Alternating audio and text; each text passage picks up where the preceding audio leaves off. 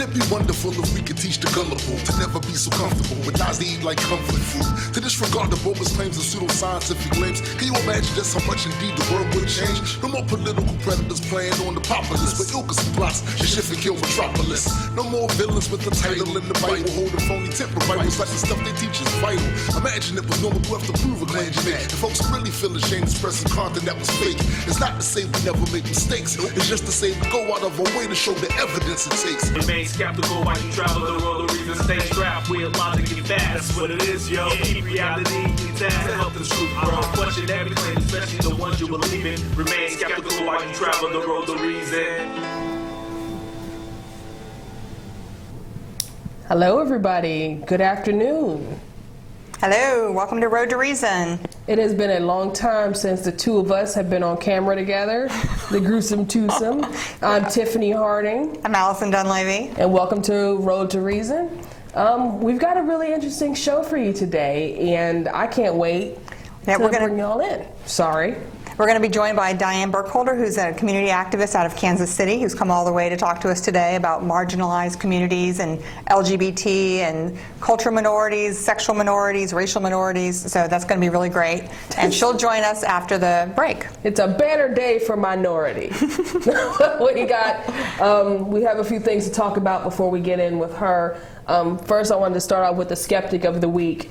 This guy, he's from Egypt, and his name is Sharif Gaber, and I know I said it wrong, I'm sorry. He is actually in hiding right now in Egypt because he was arrested in 2013 for starting a Facebook page about leaving religion, particularly Islam. He got in trouble for it. He was sentenced for a year to go to prison. He got out, he's in hiding, and he's still making videos. So that sort of bravery, because we have it pretty good in this country. But we'll talk more about him later. Just big up for the skeptic of the week, Sharif Gaber. Search him on YouTube, watch his videos, just support him. Allie, lead on. Well, you know, another bigoted news of the world coming out of the Deep South, because where else would you get that? Come on. I swear, these people, like, take a look at your state economy. Take a look at, you know, your job rates, your unemployment rates, and stop worrying about where people pee. I mean, it blows my mind. Like, why do you care? Like, it's such a small percentage of the population that's transgender. They've been amongst us for however long, and, you know, we haven't noticed. So now, you know, we're worried that they might go into the bathroom that we're in, and that could cause rape or something. We have a lot to talk about when it comes to that subject. But what particular happened this week? Particularly, there's legislation in North Carolina and Mississippi regarding LGBT rights. And there's also a Red Cross swimming poster that has come to light and has caused a big brouhaha lately that we're going to talk about that too. And that's it from my side. You had something. No, I read about ChristianMingle.com, and I wanted to talk about this. So at first you weren't able to actually be gay on the site. They wouldn't even give you the option. But California court ruled that is against business law, that you have to provide, you know, full and equal accommodations to everybody, no matter what your orientation. So now, if you're a gay Christian who wants to meet somebody who's also a Christian, you can go to Christian Mingle. Some people are, of course, upset about this, but what are you going to do? You know, the law trumps it, I think. And it's just funny that they would care. Like, it is. You know, why would you care? If men are seeking each other on Christian Mingle, how does that affect anybody else? You can't be, I mean, but Leviticus. Are you being oppressed? But Leviticus. Leviticus. That's my answer. Isn't that the one about Leviticus. not getting don't get tattoos? No, isn't that Leviticus? It's kind of hard. I can understand. Well, no, actually, I can't understand how hard it is to mesh that idea that we're on one hand God says it's an abomination, but the other hand we don't really think that anymore. I can't imagine, but it has to be a struggle. We'll get into it more a little later. No, we have plenty to talk about today. I also wanted to. Did you have one more? No, just the news and the poster. And the poster. We can tackle them however you want. All right. You know what? We got a few minutes. Show the poster. Not that one. This is this poster. She wanted to talk about this weird Red Cross poster. This has sparked a lot of debate, and this is what's interesting to me is even within the atheist community, we all agree on skepticism stuff, but even within that, there's schisms and there's differences of opinion on what constitutes racism and what doesn't. This poster actually has been out for a couple years. Apparently it came out in 2014, but it's only been recently that it has become this topic of debate. But apparently, in some of its distribution, the entire top part was cut off. So you only really saw the kids in the pool. And you notice that all the white kids are labeled cool, and they're doing cool stuff, and then all the kids who are not white are not cool. And it kind of just sends a message. Like, why are all the white kids cool, and like the kids that are black in this picture are doing like uncool things, like pushing someone in the pool, going off the diving board. I don't even really know what that kid in the middle is supposedly doing that's not cool. I don't know if he's like relieving himself. Yeah, I can't tell. No, I mean, I think it is kind of dumb, and is a huge oversight that they didn't catch. But I don't think they did it on purpose. No. They weren't thinking, and it comes across really, really dumb. That's what I think. Yeah. Well, and I think the Red Cross took the right approach. When it was brought to their attention, they profusely apologized. They didn't realize it could be interpreted that way, cool. And they changed it. They took it down. Like, that was the appropriate response, I think. I think I'm more concerned with a whale that's just floating in air, blowing a whistle. What's happening? I missed that part. What's You're happening? concerned with other parts. Yeah, I know, right? But what was that first picture we saw? Was that about the North Carolina LGBT? Please put that up for us. They lost. Their laws didn't change as much as people had hoped. There's kind of some discrimination left intact in those laws. Again, a lot with the transgender, not getting special protections. So I think that's something to talk about too, is I think the argument of a lot of people is they've already have the same protections as everyone else. Why does there need to be like special protections? Okay. That's an argument that I hear a lot. I think Diane will be a good person to speak to that. Because we just wrapped up Pride Month. So these sorts of laws and bills, and ever since DOMA was beat down last year. The Defense of Marriage Act. Oh, yeah, sorry. The Defense of Marriage Act, which was basically making it illegal for same-sex couples to get married. And when that was struck down, it actually opened up. Yes, it was a great achievement, but also opened up a Pandora's box of those insular, bigoted laws that have been popping up. Right. You know, so we'll get on with that more. Well, they try to couch it with their religion, you know. Like, absolutely. I'm not a bigot, it's my religion. It's my religious freedom not to serve you at the counter, you know, which kind of reminds me of segregation. You know, what's the difference? Like, you can't pick and choose whom you're going to serve. If you're a public business, you serve the public. Right. So there's a lot to talk about with that. And then, of course, when one marginalized group gets rights, or not gets rights. I mean, when one marginalized group's rights are finally recognized, then you've got people coming out of the woodwork who have those, I don't want to say traditional values, conservative values. Kind of an oxymoron. It is. I mean, it's a really complicated issue, and I think that once, you know, the laws start being cut down, more laws are going to be put in place. Right. Well, that's the thing. Mississippi tried to enact this horrible law, basically allowing discrimination if it was because of your religion. And the U.S. judge struck it down, like right before it was going to go into action. And, you know, they're going to appeal and all that because the southern states don't seem to get it that you can't discriminate. Like, it's not okay, no matter your religion, no matter, you know, what your excuse is, it's not okay. And I think as it becomes less socially acceptable, that's when we'll see progress. Like here in Northern Virginia, that's just not acceptable. And people don't really have that position publicly anyway because it's not socially acceptable. So we have a few more minutes. I just wanted to touch on and say last week was the anniversary of the Stonewall riots that happened on June 28, 1969. And right before we landed on the moon. Isn't that crazy? Allegedly. Come on. Anyway, President Obama has designated the Stonewall Inn as a national monument, which is very important, I think, because it's another rights movement.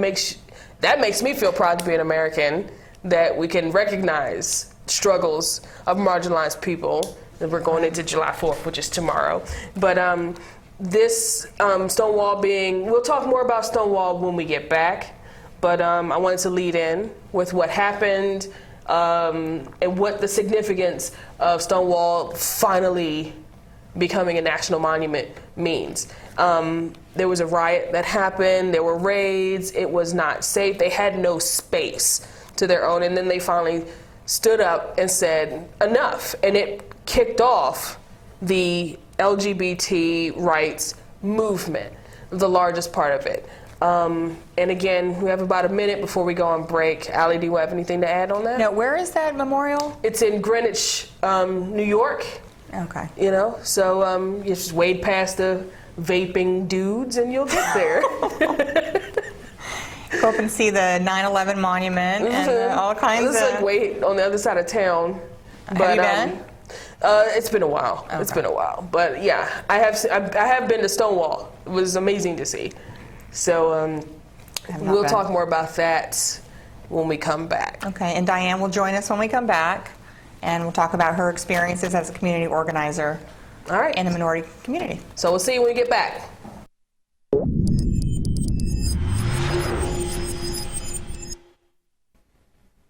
A critical thinker is in a frame of mind of always questioning everything, including things they don't necessarily want to question. You may have done some research and satisfied yourself on a position you're sure is right. Good. Now, after a month or two of that, go look at some research that opposes your point of view or challenges the position you've taken. You can even look into it with the idea of poking holes in their arguments if you want, but it would be better to just have an open mind and read it as though you'd never heard or seen anything on the issue before. You may be very surprised what you learn, and if you're doing this right, you will be. Always be open to opposing points of view and counter-arguments. That's what critical thinking is all about. And now you know.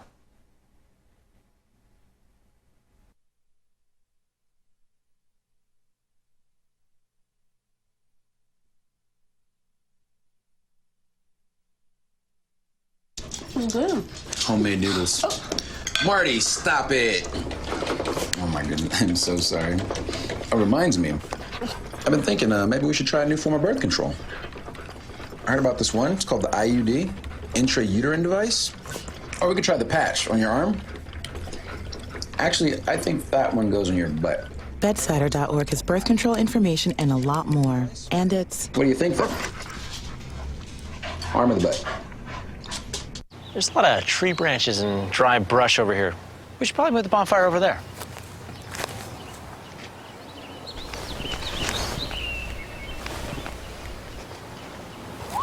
I'm guessing Smokey liked that idea. This is Richard Dawkins. Doing commercials is unfamiliar territory for me, but I'm inviting you to watch Road to Reason, a skeptic's guide to the 21st century, on Fairfax Public Access every Sunday. Each week, the hosts tackle wishful thinking, religion, pseudoscience, and the harm they cause, with a combination of facts, humor, and community involvement. They challenge believers to defend their faith and give you, the skeptic, a voice. With live call-ins for viewers and streaming on the World Wide Web, there's never a dull moment. Don't wait. Look at them now on Facebook and YouTube, and remember to watch Road to Reason, a skeptic's guide to the 21st century, or there'll be hell to pay.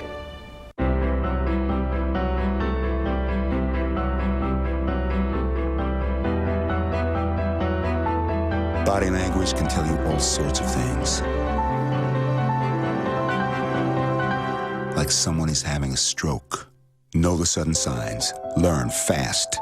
Face drooping, arm weakness, speech difficulty. Time to call 911 and get them to a hospital immediately. Learn the body language and spot a stroke fast. Boop. Hi. And we're back. Okay, behave. We're joined now by Diane Burkholder, and I'm going to read to you her bio because it's very impressive and I don't want to leave a thing out. She is a cisgender, queer, mixed race, black feminist community organizer, social advocate for misrepresented and marginalized communities, particularly focused on issues concerning young adults, LGBTQ, people of color, and individuals living with and affected by HIV and AIDS. She's one of the co-founders of Kansas City Free Thinkers of Color for non-religious people of color, and Kansas City Mixed Roots, as an activist seeking to connect the struggles of oppressed black communities locally and globally.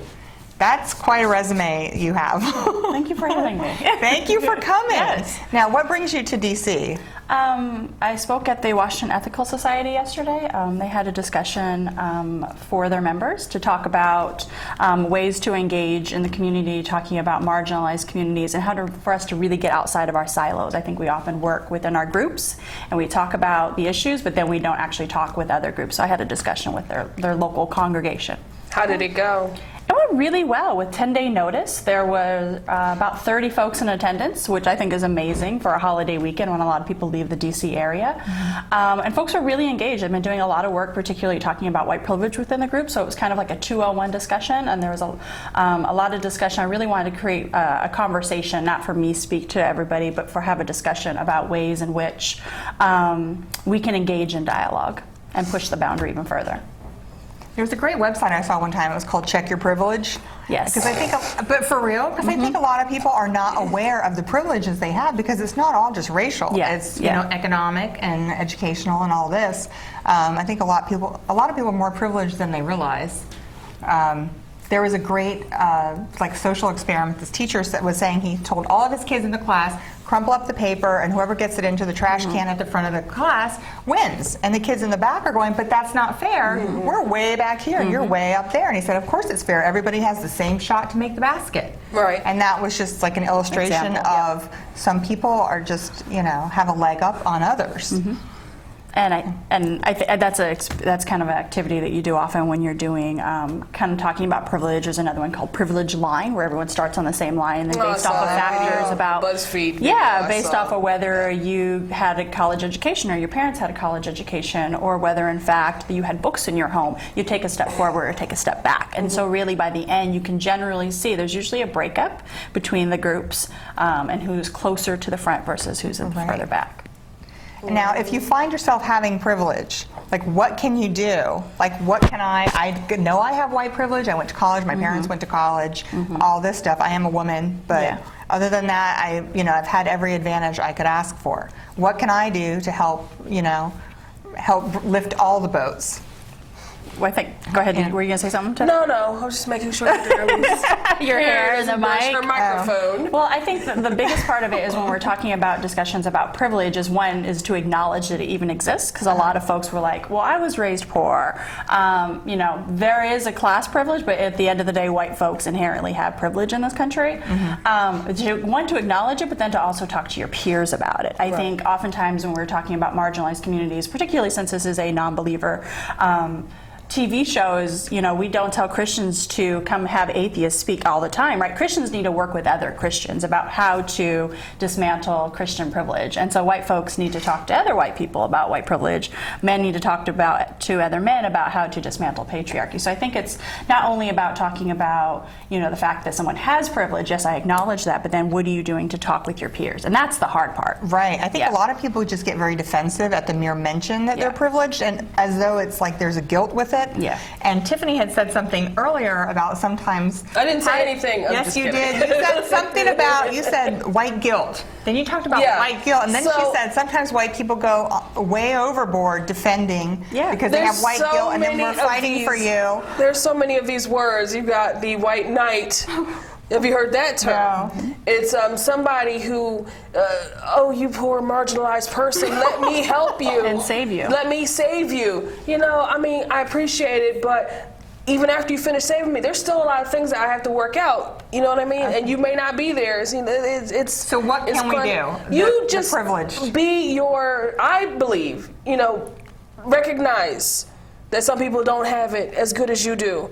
And then use what you have to help people, or at least acknowledge people. just because it's a little more difficult to maybe hire the person who has English as a second language, you know, or to hire the trans person. It may be more difficult, but imagine you can use your privilege and your advantage to help people who may not have it. Like that guy who speaks English as a second language, he may revolutionize the way your company works. You know, that trans person might figure out things that you're doing that are inefficient, and you might have missed out because it's a little more difficult. You know what I mean? And I think the biggest piece to it too is that we don't center our experiences. It's not like if we are, you know, I am a cisgender woman, that I don't make everything that I do in my world about being cis, right? That I am queer, but I am straight passing, right? That I don't always make it about my experience, and so I don't ask other people, what can I necessarily do? It's like I need to do that internal work, which is the really, really hard piece. Because at the end of the day, if we're asking other people to speak on behalf of other people, we're still making it about our experience and coddling our feelings and making us feel comfortable. Here's a question I got for you. Yes. So we just finished Pride Month. Yes. And the hashtag was floating around straight pride or something like that. People go, well, where's our parade? Why'd you explain to some people who don't understand why saying something like straight pride is not cool? I mean, because that is the mainstream. That is the norm. We already have, you know, men and women have always been able to be married, right? It is the norm. It's a culture. It's part of TV. It's part of everyday life. And so it's just like, you know, white folks acting. Why isn't there a white entertainment TV? Because there already isn't that space. So communities need to create their space. It's called CBS. Yes. But like and of course I believe it also ties back in with the fact that the religious base of our culture. No, we don't live in a Christian country, but of course there's that base. You know, do you think that has something to do with it too? I think that's a huge part of it. You know, is that, like I said, it's normalized, and the biggest part of coming from a place of privilege is not knowing you have privilege to begin with. So why do some Christians, especially around Christmas time, say that they're the ones being persecuted? About a pagan holiday to begin with? Right, they're the 75% majority persecuted. So why in your experience, why do you think they say things like that? I think what happens is that we talk about any type of, you know, we talk about privileged groups, is once you feel like you are losing power, because that's what it's really about, is feeling loss of control, is that you hang on to that control with any little bit that you can do and make it about yourself and become defensive and shut down and try to shut down anyone else is telling you about yourself and telling you that their experience is in fact valid. So I think what happens oftentimes around Christmas is people like, oh, I'm not 100% of the time. Everything isn't focused on Christmas, therefore I'm losing power. And it's not about like, it's about sharing the power and giving the space to. And that's, you know, particularly in this country, a capitalist country that talks about individualism, we don't talk about the collective. That's all we focus on is individual. And it's not looking at ways to actually share space, because the country is not built on that. No. I mean, we are a lot of people say melting pot, but I prefer the term salad bowl, because we're not all. It doesn't mix. It doesn't mix. It's delicious. It just doesn't mix. You know, I'm still a carrot in a sea of lettuce. You know what I mean? I know it sounds. So when it comes to being, and then you ask your question after me. When it comes to being one of those minorities, like a religious minority or a sexual minority or racial minority, right? Is it worth it to fit into the mainstream culture? Folks do it as a perceived survival mechanism because it's a structure in which we live. So we live in a capitalist society. So unfortunately, we have to work and make money and earn money. I don't necessarily think it's helpful for marginalized communities to try to assimilate, right? Because there have been studies that show, particularly with marginalized communities, particularly like new immigrants, if you get rid of your culture to assimilate, you have higher rates of disease, you have higher rates of stress, because you don't have the collective, and you are getting rid of what is inherently yours to fit and mold into a larger society. And so that is not helpful for communities. And people have a hard time letting communities decide what is needed for themselves. That's often the hard part. Like I said, it's about giving up power. I love to think about like insular communities in our country because we're such a mixing bowl. And you do have those little, like, I'm thinking, it's a religious show, not religious show, but the topic, I'm thinking of Colorado Springs in Arizona for some reason, the Twin Cities, where the FLDS has their own almost enclave. And I'm thinking of Kiryas Joel in New York. There's a Hasidic enclave. Like, street signs are in Hebrew. Nobody else lives there, and it's like, how is that even allowed? But that's a whole other episode. It's a whole nother episode. Allie, you got your question. Go ahead. I'm gonna lay down and sleep for a minute. What's interesting to me, the bigger psychology of assimilation versus insularity. Like, I think that transcends kind of religion. It transcends everything. It's like basic human nature. Because as we had talked about earlier, you see fractions even within these communities, within the skeptic community, within the gay community, LGBT. Like, there are still fractions within it. And I guess the question is, like, I think about Atheism Plus and how they tried to integrate humanism and all this kind of stuff. And is that the right way to go? Or do these things need to be dealt with separately and then be brought together at the end? Or do we need to incorporate them as we go? They need to be incorporated from the beginning. And I think Atheism Plus and any other marginalized community said we need to have spaces. What happens is communities or groups or organizations are formed, and then maybe as an afterthought, those other people are brought in. And so it's like, oh, let's have a token speak on behalf of, when those folks weren't given the power to begin with, right? And so when you start off with equal footing, then there's more equity, but so many times, and that's why Atheism Plus is a response to kind of the new atheists, the cisgender straight white men that everybody looks to. We're like, there's so many other experiences, we need to talk about that.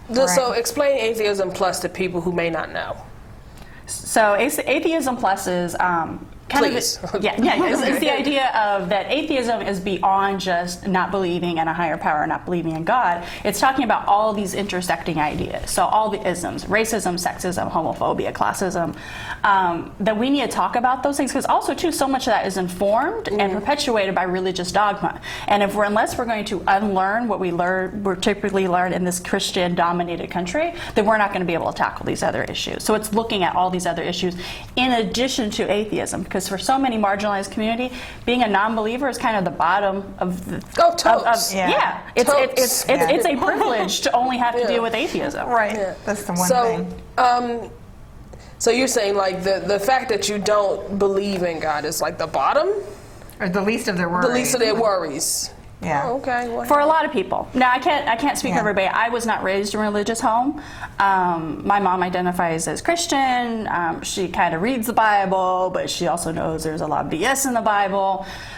She doesn't go to church, but she believes in some of the tenets, like kind of morality and treating people well, and because it can be seen in a lot of ways as something that's moral. But for people that were raised in the church and having community and not having community, particularly for Black and brown folks, when it's so integrated into communities, is that if you leave that, you leave your support system. It's not like you have something to do on Sunday. It's you leave possible transportation or childcare or access to jobs or food or just having to deal with your own folks. When we live in a racist society, you want to be around your own people. And so there's so many atheists in the pews, particularly in Black and brown communities. Speaking of that, the only Zumba class in my neighborhood is at church. So I got to go back to church to do Zumba. That's just saying, but you're absolutely right. It's a community center. Your community center. It's your community center. Yeah. I got to go to church to do Zumba. All right, whatever. Well, there's not a lot to offer in the way of community with skeptic. I mean, that's true. Like college, That's true. That's college and here. Like conferences and all, but it just it seems like such a huge undertaking to undertake everything at the same time. To integrate all these different isms in the solution at the same time, because you do see it's dominated by the straight white men. Like, that's who's at the top of the food chain, and that's how do we fix that? Yeah, and that's who everybody looks to. Right. Who do we go to? And the way in which, the intellectualization, now I can't speak, right? Speak out a word, I can't say the word. Intellectualization of, seeing that science is the only way, that written word is the only way. It's the only way to, if everything needs to be quantifiable in numbers, right? That is a very Eurocentric view. And when we talk about people's feelings and emotions and experiences, we're also saying that these are not valid. And then it's also the sexism that's gets tied into that, right? That women were so emotional in issues, and that men denying their own feelings. So how patriarchy is wrapped up within that, and we look at these white men as kind of the gurus, the new gods, right? Like, we need to talk about that. And then when challenged on that, 3 now. I know. The way in which people are challenged on that, the defense. I mean, I will say, I was kind of astonished, particularly seeing, of course, YouTube videos usually are the worst with comments, but seeing that. Really? Are they? I've never looked at YouTube. I'm just kidding. Yeah, I mean, I wasn't called a social justice warrior until I got into it with a white cis man about atheism and about race issues, and just the way in which folks that have 12 followers will come out the woodworks, but also too, the issue is like it's not up to black and brown folks or queer people to do that. That is up to the other white men to call the other white men on it, right? But that doesn't happen more times than not, and so that's how these things continue to move on. If you ever feel too happy, if you ever feel like the world is going too well, just go to any random video's YouTube comment section. Read the comments. And you will be grounded again. Yeah. Absolutely. So it's always because of Hitler. Yeah, it always comes back to that. Yeah. But I wonder too sometimes about labels. Like it seems like they can work for you and against you. Because George Carlin had this great rant about teams. Like, don't ever label yourself the XYZ.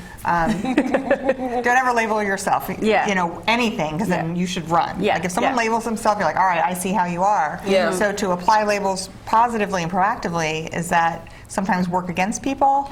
I mean, some people seem super annoyed by labels. They do, but I think it's not even whether you have a label or not. It's whether you have access and you have given permission to create your own label, right? I think we're often taught that, like, even when we're talking about LGBT, and then we could add QIIA and Two-Spirit, we could add all these letters, the alphabet soup. And so a lot of folks use the word queer as kind of an umbrella term. What does that mean exactly? So queer is an umbrella term. For me, it's a social and political construct. Just label, just as somebody can identify as gay or lesbian or bi or trans, does not mean that they are necessarily involved in social justice work. That could be just their world. Right. And so it's also a reclaiming of the word, because so long it was seen as a derogatory word, just like women have used the B word to kind of reclaim that. So the queer community has used... Not bossy. It's not bossy. Not bossy. It's not bossy, but I think it's one of the 7 words I cannot say on TV. Say that. I mean, the whole thing about taking those words like slut, if I can say that, and claiming that it is an important part of it. But go ahead. I'm sorry. I didn't mean to cut you off. That was it. Oh, okay. But I mean, like I said, some people get annoyed with labels. Oh, why do you have to da da da? Why do you think that is? I think it's just people's insecurities coming up. If people are afraid of labels, and you are upset by it or really bothered by it, if you're spending all that energy worried about what somebody else calls themselves, kind of the question is, what is it resonating within yourself, right? Like, particularly when we see extreme acts of homophobia, right? We see all these Congress people across the country, and even what happened in Orlando. Like, those are deep-rooted, and so we talk about internalized oppression. We don't need the oppressor to do the work for us if we do it ourselves. And so if it's resonating, making you really feel uncomfortable, it's probably because some deep-seated unconscious stuff that you're dealing with. Right.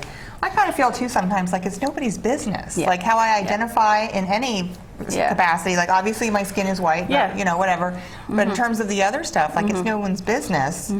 But should I be using a label? Or I guess it's up to you. And some people don't want to use any labels at all, and that's fine. But also, too, I think also what can happen on the flip side is people like, well, it can, I think, quickly go into like, we're all human. We don't have labels, and we're all human, and we're colorblind. And so I do totally hear about not claiming labels, but then I think it can go kind of into the pits of that we all bleed red, which then gets rid of people's identities. And so people hang on to labels because they were not given space to have those labels to begin with. If you, I'm sorry. No, go ahead. Okay. No, I'm just saying, people who say, oh, we're all the same. Oh, I only see the human race. I'm like, well, you're taking out everything that makes me me and saying that it doesn't matter, and it kind of makes me want to cry. Don't cry. It makes me want to have a cry, But we love you. Yeah, no, that annoys me. That annoys the hell out of me, and I think that instead of being afraid of labels, of being afraid of the other, you should embrace it and be like, you know what, this world is so filled with so many different kinds of people. Why am I It's very afraid? threatening. I think it goes back to what you were saying about loss of power. It's very threatening to people. Like, you might rise up. 'Cause Brexit. what are you going to do to me? You know? That's what happened. In England, no, seriously. Oh, Brexit, that's what happened. You know what? Did you see that the day after the referendum, the #1 most Googled term, what is the EU? What is the EU? I'm like, you don't even know what the EU is. And but they framed it as a referendum on immigration. Yeah. And so these people who are the same people as the Trump supporters in this country, all they hear is like, keep the immigrants out. It's the fear of the other. It's the fear of the other. And they have no thought to the economic consequences of this ridiculous behavior. But they show. I saw it. I saw it a graph. I saw it in a graph that had the number of people who voted to leave. They were mostly older individuals. You know, and the people who wanted to stay were mostly younger people who were more accepting. You know, the less religious. You know, and I do believe that. I don't want to make it sound like I want them to die, but the older generation is tapering off. Yeah, they said the same thing about their elders. That's true. So do you think as time goes on and things become more inclusive, you know, because the younger generation is going to grow up, or are you going to have a segment of this younger generation like the MGTOW guys, you know, who are going to put that resentment into their own children, and it'll just keep circling? I mean, I think there's always going to be, you know, the dominant culture that is hanging on for dear life. I think in the example of BritX, I think, you know, first of all, I just have to name, I think it's really ironic, the fact that older folks are pissed and want to leave when Britain colonized half the world. You colonize half the world, black and brown folks across the world, around the world, and then those people that you have created, these unstable countries, are now coming to you for refuge, and then you're like, oh, but we can't help you, right? So we didn't think they'd actually come now. That's what they say. So then they're going to go back to the countries in which they colonized to begin with and take the land back from the indigenous people. But that's a whole other rabbit hole. Well, that's just democracy. They're spreading democracy and love. Sure. And we live in a free nation. Exactly. Now we got it. What were you saying? Because this was, I'm interested. Keep going. Oh, about living in a free country? So, I mean, you know, I live in Kansas City, Missouri, visiting here, D.C. through the weekend, and people are like, oh, you're going to be in D.C. for the 4th of July, which is very interesting. I don't need to see red, white, and blue flags everywhere. America is but not. You will. I will. We're in D.C. I've accepted that. We're in the capital. This is America, I've accepted that, but also, too, like, the ways in which this whole nationalism, patriotic, this country, this holiday is not for black and brown people. This country, you know, talking about freedom at the expense of indigenous folks, at the expense of, you know, all types of marginalized people, right? What freedom from what? We are not necessarily in a free country. Most black people I know do not love the flag. They don't love the American flag. It is not for us. The system isn't for us. Right. And so, you know, Frederick Douglass in 1852 in Rochester, New York, and it kind of goes around the holiday, this holiday, did a really damning speech talking about America. How dare you talk about you're this free country and you're not? And the fact that, you know, we're 200, almost 150 years later, it's the exact same thing. And Frederick Douglass was a free thinker, right? And so it's just kind of interesting that, like, we think we have progressed in so many ways, but we really haven't.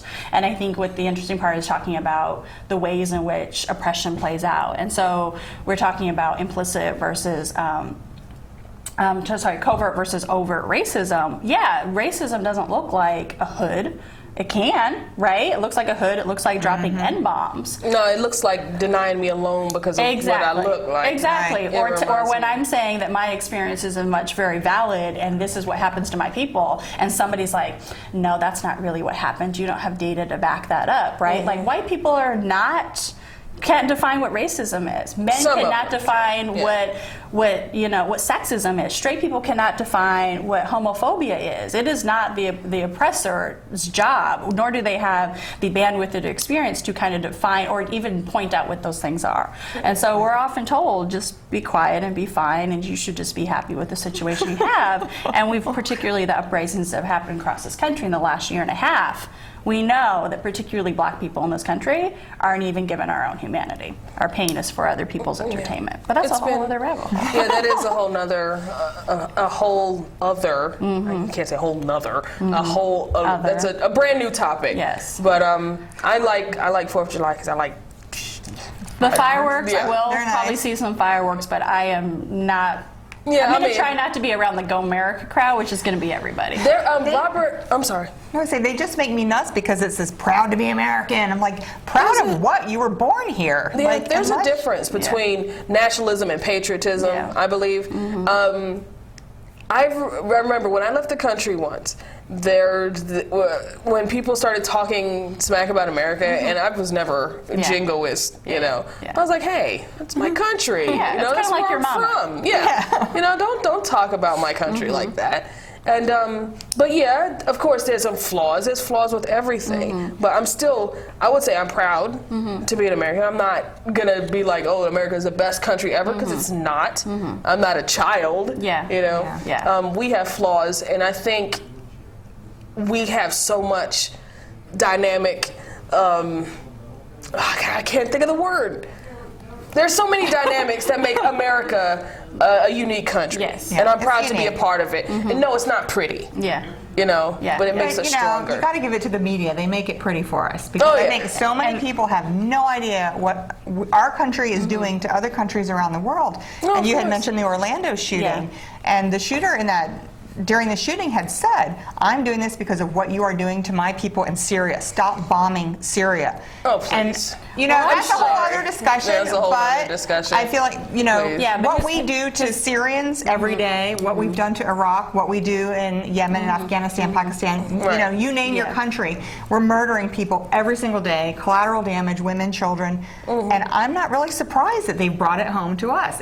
I don't think it's a shock. Well, it doesn't the thing justify. Is, he is not foreign born. He was a U.S. citizen. Yeah. He wanted to be. So what's he talking about? Exactly. He wasn't. I mean, he was talking about. But actually, his main focus was to kill gay people. And to kill particularly the gay Latinx community. Yeah. Latinx is a term for those that are not familiar for folks that. Yeah. So to X to incorporate Latinx, Latinx. Okay. It's gender neutral. It's gender neutral. Yeah. So instead of Latino or Latina, we talk about Latinx to include I see. people that are not or along the gender spectrum. And so the media, the way in which it was framed, is said, oh, well, it's, related to ISIS and it's related to, and talked about a lot of, really tried to portray this image of Islamophobia, right?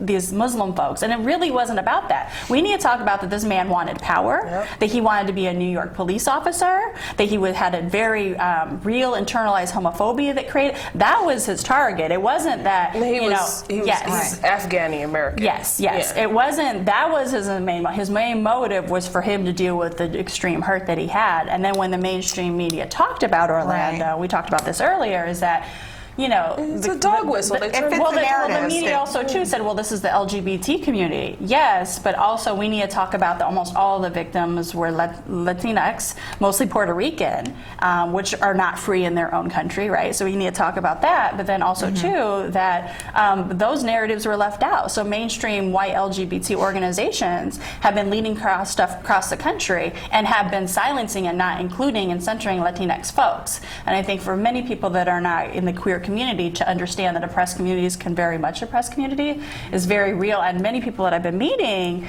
particularly the last couple of weeks that have been in social justice work for years, are really truly surprised. We're like, how can people do that? Right? It very much happens that. And it's happening in Kansas City. And so people are saying enough is enough. We're going to be heard and we are going to pay attention to our community because don't seem to be doing it for us. And also profiting from it too. Yeah, I wanted to go back to Stonewall. Yes. Right? So do you think it was important that our president made the Inn a national monument? I do think it was important, particularly people that folks don't understand the importance of that. The Stonewall, and I choose to use the word uprising versus riot because the folks that were frequenting Stonewall that didn't have a space were constantly being raided, that were constantly having to give money to the mob, to give money to the police for them not to be raided in the first place. That is violence. And so when you are reacting to violence, that's not a riot, that's an uprising. Oh, absolutely. You are speaking up, right? And so And that also too, that the first things that were thrown were black and brown folks and transgender women, right? Yeah, the drag queen, right? And then we need to talk about that. It wasn't necessarily, I don't know if you remember the controversy last year about the Stonewall movie that bombed, that it centered a cisgender gay white man from Kansas as kind of the savior, and he's the one that threw the first brick. No, right? It was a black drag queen. Yes, that did. Yeah, no. Google it. Yes, seriously. So the ways in which the narrative is often whitewashed to make it comfortable for everybody, right? We can talk about LGBT issues. Yes, we have a lot of issues in this country with the queer community, but our country still cannot talk about race in really honest ways. No. Yeah. No. Well, it's hard too. I feel like when you are a minority of any kind, you always would have to wonder, like, when things happen, is it because I'm a minority? Like, even as an atheist, sometimes when things happen, like, am I being treated this way because I'm an atheist? Like, or is it something else completely that I have no idea? It's the only part of me that I can hide. You know what I mean? I can't hide that I'm straight.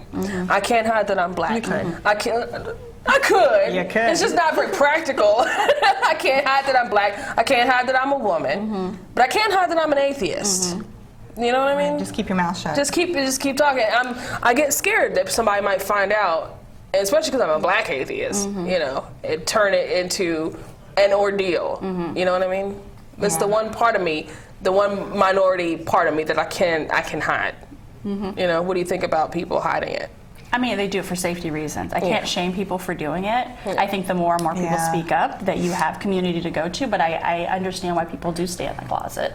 I don't think it's the healthiest thing to do, but I can't shame people in their situation. I hope that if people are in the closet, maybe even to themselves, but they are accessing, really online has become the church for atheists, right? Like that's how we've become connected, that people have some outlet. And it really also, coming out is not something you just magically do one day. Right. You do it, it's a process, right? And so you might come out to your friends and family, you might come out online, you might come out to your employer. And if people see more and more people coming out and speaking their truths, and more people will do so. Yeah. Remember Richard Dawkins had that Out campaign like a few years ago? Yes.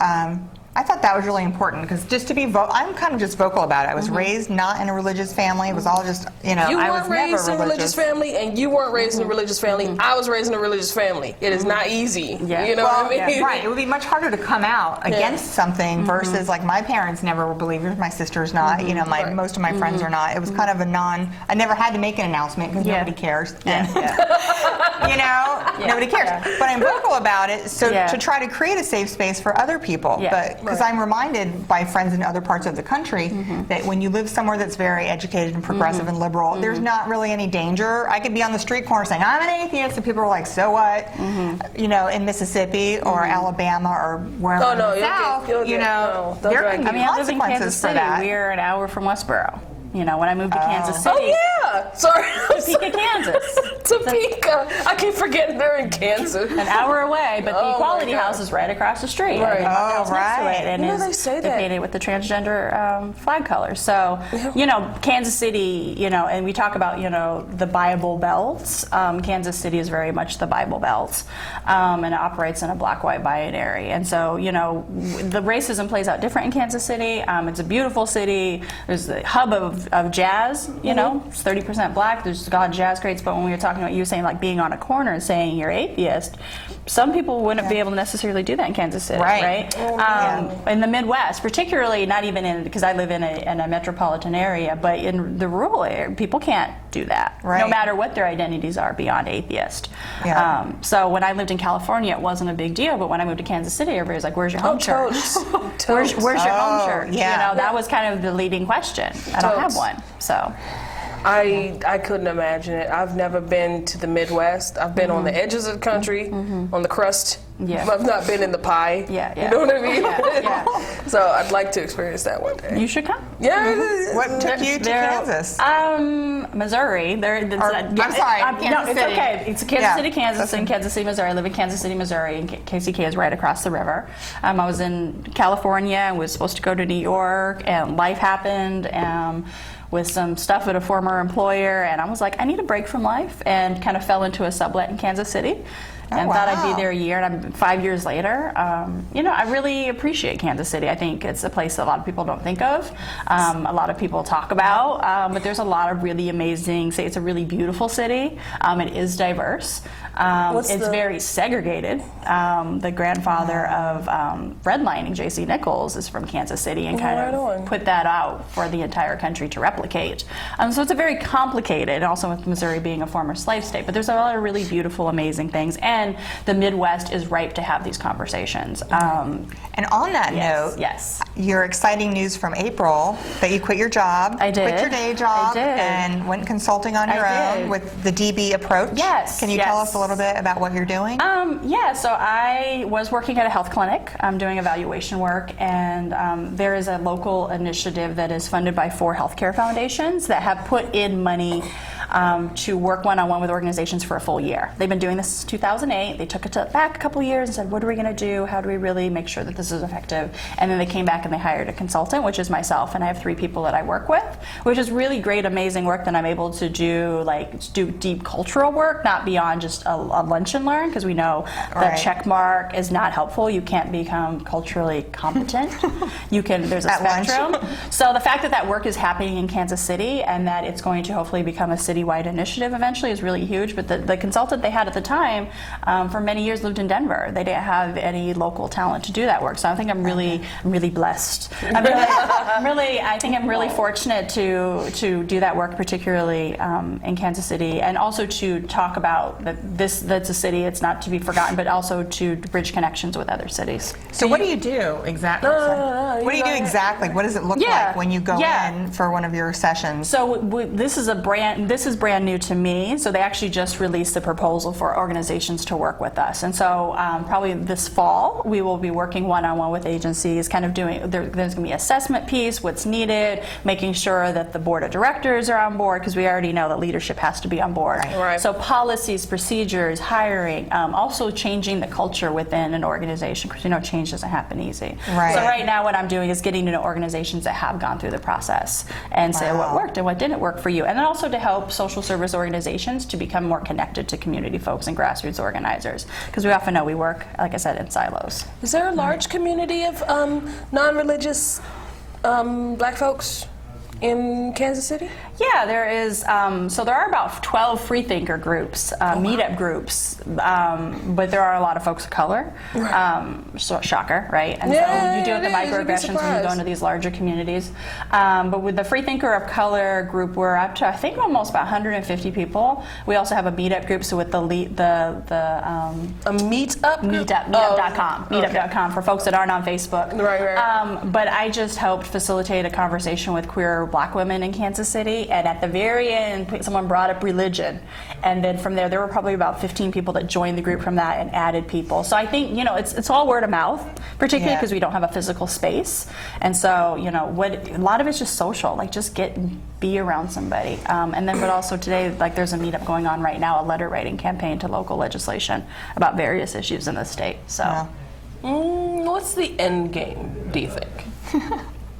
We just all sing Kumbaya. Yeah. We all just get along. What is the theme? The theme song. What is the end game? Yeah. And how long do you think it's gonna take? Because this is really getting frustrating. You know what I mean? Yeah. Trying to for gender minorities, sexual minorities, racial minorities. When is this all gonna be over? And if we don't kill each other first in I nuclear think war. we'll probably kill each other first. I think the work is up to the privileged communities, and particularly with the movement for Black Lives across the country that are shutting it down, right? Anywhere protests, shutting down streams of economy. Until people continue to rise up and say enough is enough. We can talk all day long, but until the systems are changed, that there isn't going to be a change. And it's going to be a slow change, and it's not going to happen in our lifetime. And I think that's the really frustrating part of it. We have to do the work to know that we are setting the stage for future generations. There will be some progress. Are we going to be free? Probably not. I know, I hate to hit on that. I find it so discouraging because I think all of it goes back to human nature. Patriarchy exists outside of religion, all this stuff. You're talking about a social evolution of mankind or people kind. Yeah. You know, it's not just racism or sexism or whatever. It's all of it together. It's human nature and struggles for power. Yes. And I think that's, I mean, we're humans, right? Humans are apes, right? In an ape troop, there's common always ancestor. You know what I mean? We're cousins. We're the same, family. Yeah. And there's got to in an ape troop. There's always the one alpha, and the other apes congregate around that one alpha. He's the male usually that can howl the loudest, to keep things. And I think some of that biology is sticking with us. You have to have that loud, bombastic leader, blah, blah, blah. And then people, there's, again, topic for another show. Yeah. But yeah, we can really go back to our biology, especially when people want to keep out the other troops. And rally around their leader. Yeah, and I think it's also too, particularly new social movement. It's not about having a leader because leaders get assassinated, right? No, absolutely. It's about having leader full because if you are able to knock off the person on top, that's not going to be helpful. And so that everybody has their strengths and do that work. Particularly, that it's been queer folk and women and transgender people and younger people that have been on the front lines the last year and a half. That we haven't looked at a pastor in the church, right? People talk about, you should look at Jesse Jackson and Al Sharpton. They don't necessarily speak for us. Jesse Jackson. I mean, Al Sharpton used to be an FBI informant. Like, we need to talk about that. Just because somebody is in that space and given that space and is that token doesn't mean that they represent the community, and that's often what happens. Right. So I keep going off on these tangents. No, ain't nothing wrong going off on tangent. We're the queen of tangents. I wish we had time for the Black Lives Matter thing. Yeah. I find that to be like a fascinating, the way that people react to it, like when those two women interrupted Bernie Sanders' speech and he conceded power, whereas Hillary Clinton is like, shut up and go away. I don't think she said shut up and She go away. kind of did. She did. She was Well, very and defensive. I don't think Sanders conceded and was like, he just was like, I don't know what to do now. Well, he I'm was just gonna stand here and defensive. He be was quiet. defensive at first, and then he got a little better with it. And, Well, I mean, and like, Hillary is I know not. people act like, oh, this movement is so scary. It's actually not. We don't really want that much. You know what I mean? It's not that hard. It's so, but we could talk about that later. It's not scary. It's not like we're going to come for your children. Well, there's a quick anecdote. I read this great little article about the Black Lives Matter movement, and it's basically like, imagine everybody sitting at the table, and there's like the one black person has no food, and he says, but I'm hungry too. And they say, of course you are, or he says, I want some food too. They say, of course you do. Everybody needs food. It all has to be equal. Be quiet. And then continue eating. Like, that doesn't solve the problem. Like, he still has no food. To be told, of course it should be equal, of course you should get some, is not solving anything. Going, please stop beating me and locking me up is not so crazy. Right. But we get into that. It's a whole nother apple that we can chew. We'll have to have you back on the show for that. I mean, Come back we have about a minute left. Yes. About a minute. Thank you for joining us. Thank you for having me. I Thank really you. appreciate it. Don't forget to subscribe to our YouTube channel. Don't forget to like us on the Facebooks. On the interwebs. On the interwebs. It's a series of tubes. Don't forget to check out our Ustream. And I think, we're good. That's about it. Wraps it up. So I'm Tiffany Harding. Malison Dunleavy. And Diane Burkholder. Thank you. Saying thanks for joining us. I never.